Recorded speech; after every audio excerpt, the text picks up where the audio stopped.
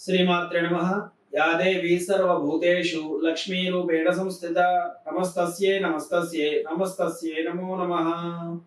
మేషాది ద్వాదశ రాశులలో తదుపరి రాశి కన్యా రాశి. ఈ కన్యా రాశి అధిపతి బుధుడు. కన్యా రాశిలో ఉన్నటువంటి నక్షత్రాలు ఉత్తర నక్షత్రం 2, 3, 4 పాదములు, హస్త నక్షత్రం 1, 2, 3, 4 పాదములు, అలానే చిత్తా నక్షత్రం 1, 2 పాదాలు ఈ యొక్క కన్యా రాశిలో ఉంటాయి. ఈ సంవత్సరం కన్యా రాశి ఆదాయం 8, వ్యయం 11, రాజపూజ్యం 3, అవమానం 3గా గోచరిస్తూ ఉన్నది. ఈ సంవత్సరం కన్యా రాశికి అధిపతి బుధుడు కావడం చేతన బుధ సంచార యొక్క ప్రభావం ఈ యొక్క కన్యా రాశి వారి యొక్క మనస్సు మీద అధికంగా ఉంటుంది. అలానే గురుడు యొక్క సంచారం జూన్ వరకు బాగుంటుంది. జూన్ తర్వాత ఆర్థిక పరమైనటువంటి లోటుపాట్లు తొట్టుపాట్లు కనిపిస్తూ ఉన్నాయి.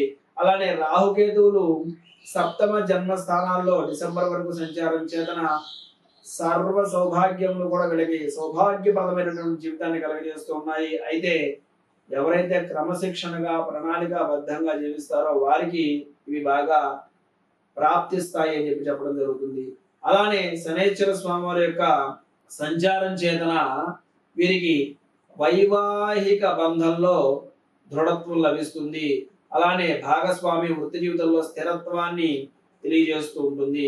అలానే వ్యక్తిగత జీవితంలో మీరు ఏవైతే సంబంధ బాంధవ్యాలు ఉన్నాయో వాటన్నిటికీ కూడా కట్టుబడి ఉంటారు. కుటుంబ వ్యవస్థకి ఒక గౌరవాన్ని తీసుకొస్తారు. కుటుంబ వ్యవస్థకి కట్టుబడి ఉంటారు. కుటుంబ సభ్యుల మాటని గౌరవిస్తూ ఉంటారు. జీవిత భాగస్వామి మాటకి గౌరవిస్తూ ఉంటారు.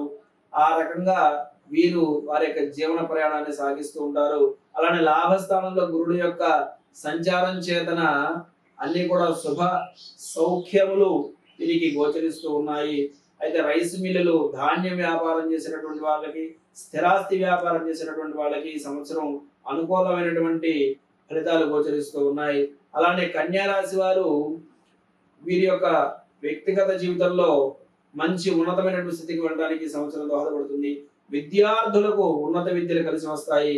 ఎవరైతే ఆరోగ్యపరంగా ఉపకాయ విద్య సమస్యలతోటి మోకాలు నొప్పులు, జననగాలకు సంబంధించి ఇబ్బందులు పడుతున్నారో వారందరికీ కూడా ఈ యొక్క ఆరోగ్య సమస్య నుంచి కొంత బయటపడడానికి అవకాశాలు ఉంటాయి.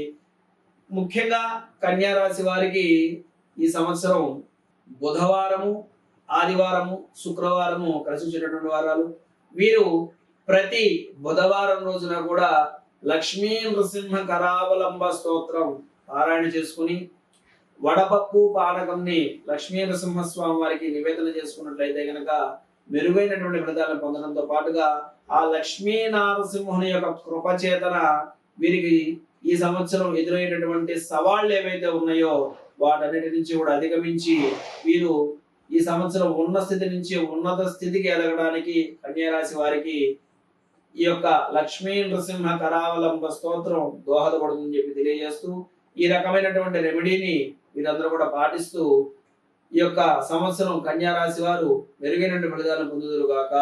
సర్వే జనా సుజనో భవంతు, సర్వే సుజనా సుఖినో భవంతు. శ్రీమాత్రే నమః.